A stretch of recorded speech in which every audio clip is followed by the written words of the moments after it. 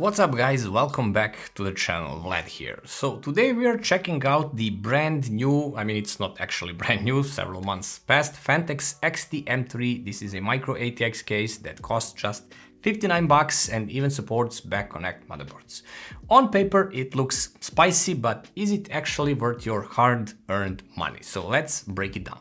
Alright, quick pause here, because I know some of you are still rocking that little activate Windows watermark on your desktop. Yep, don't worry, that's where keysfan.com comes in. They've got super affordable legit keys for Windows 10, Windows 11 and even Microsoft Office. No more dropping a fortune just to keep your PC happy.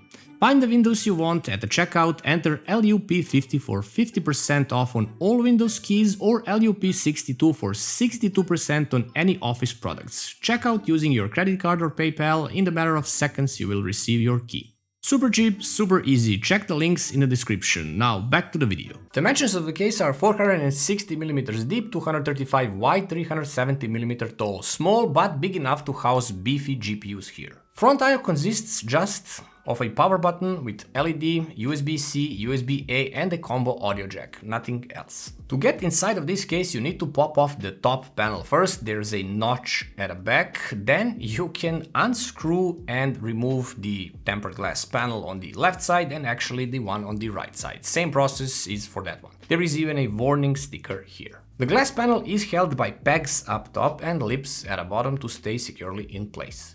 The front panel pulls right off from the corner and it just goes off. The rear panel is also easily removable like the front one, but we'll get at the back eventually. Regarding dust filtration here, only a single filter at the bottom. This one slides out from the rear side, but it covers the complete bottom part of the case. Once inside, you can see that it has a pretty unusual layout. This bulge here that sticks out in the right corner is actually a PSU storage bay. And I am beginning to like this approach where the PSU is mounted here, as it leaves a lot of room for other stuff and yet keep the case small enough.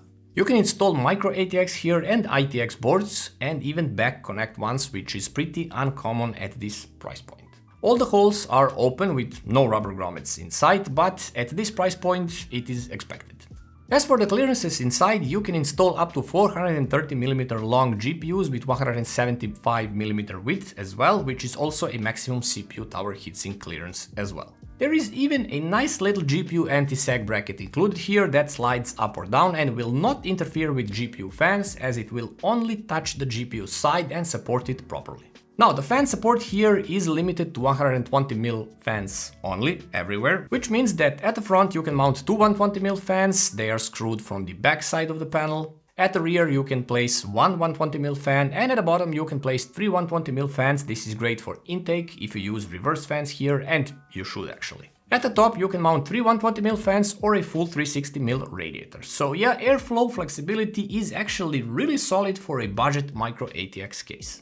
At the rear side, things are pretty usual for a micro-ATX case. There is a power pass-through connector at the top, 120mm fan spot with rails for slight wiggle room up or down if it clashes with the top fans or top radiator. There are four PCI covers here without bars between them, which is actually great. And to access the screws on the side, all you need to do is remove this plastic cover here and you have the access. And this is actually completely toolless. Rear panel removal is also easy, it's toolless, pegs up top, lips at the bottom, classic thing. It is perforated where the PSU goes. Okay, nothing unusual here at the back except the PSU placement, of course, which is also limited to 150mm in length, but most PSUs nowadays are exactly that length, so no issues here. It even has this metal bracket at the bottom part, which is literally used to hide all the cable mess. Zip tie points are present everywhere here. Cutouts to the PSU chamber are also positioned nicely. Storage here is not neglected, so we have two drive mounts here in total, one 2.5 SSD caddy and one 3.5-inch SSD caddy, which can also hold another 2.5-inch drive if you want. So building in the XT M3 is smooth. The cable management is shockingly and surprisingly good. Honestly, I barely tried and it still looks clean. The PSU chamber and routing holes are well placed. The only quirk here is the 24-pin cable that needs a little bit tighter angle to be properly connected to the motherboard, but everything tucks away neatly in the end. With a back connect motherboard, it's basically cable management heaven here. Not that I am complaining here, Phanteks easily became one of my favorite case brands to work in, as every hole is where it needs to be, everything aligns properly and falls to its place, so building is super easy even for beginners. The test build used here was Ryzen 7 7800 X3D paired with RTX 3080 Ti, which I know is a hot mess of a card, so I used it on purpose to see if this small case can handle the heat. For the CPU cooling, Phanteks' own M25 Gen 2 AIO was used with M22 G2 120mm fans throughout the case. So let's start with the CPU. Idling at only 38 degrees, I wasn't expecting that, but it's awesome. Gaming is in the mid-50s, mostly around 55 or 56 degrees, while the maximum temperature I got here was 76 degrees, pretty decent for this CPU and on par with much bigger cases actually. The GPU was idling at around 34 degrees, which is good considering it has bottom reverse intake fans, otherwise it's a mess at 42 degrees and up. Gaming was mostly around 63 degrees, while maxing out at 68 degrees. For this card that actually easily ramps up to 75 in choked cases, this here is a win. Actually, the win here is XT M3 case for its superb cooling capabilities. So for a heat dumping hardware in a $59 case, I would say it handled it just fine. Newer GPUs are not gonna have any problems here since they are cooler anyway.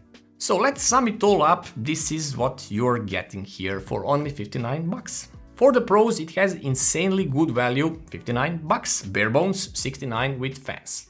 It supports big GPUs, 360mm liquid coolers and back connect motherboards. It has a GPU anti-sag bracket included, clean design, easy building experience. Cable management is actually super fine for this price point. And it also has premium build quality, seriously no crappy materials here used anywhere. But of course it has some cons. It has limited PSU compatibility, only 150mm maximum here, somewhat quirky 24-pin cable installation, but doable of course, just one dust filter and no pre-installed fans if you get the base version. USB-C is actually using USB 3.2 Gen 2 header, so it is 10 gigabits speed, not the full 20 gigabits per second. So I think that Phanteks really nailed it here for a budget micro-ATX case. The XT M3 offers way more than you'd expect. Airflow is strong here, build quality is excellent as usual, and it doesn't choke even on the dumpster fire hardware inside. Honestly, for this price, this thing is hard to beat. The front mesh intake panel with those lines on the side looks so sleek, it gives away sleeper build vibes when you look at it at first, but once you look through the glass panel, well, things get an interesting turn. So that's the Phanteks XT M3, a budget micro-ATX case that actually feels premium to build in. So if you are hunting for a compact, affordable case that won't hold your system back, this is actually a serious contender. If you enjoyed the video guys, hit that like button, drop a sub if you haven't already, and let me know in the comments, would you build your next rig into the Phanteks XT M3 for this amazing price?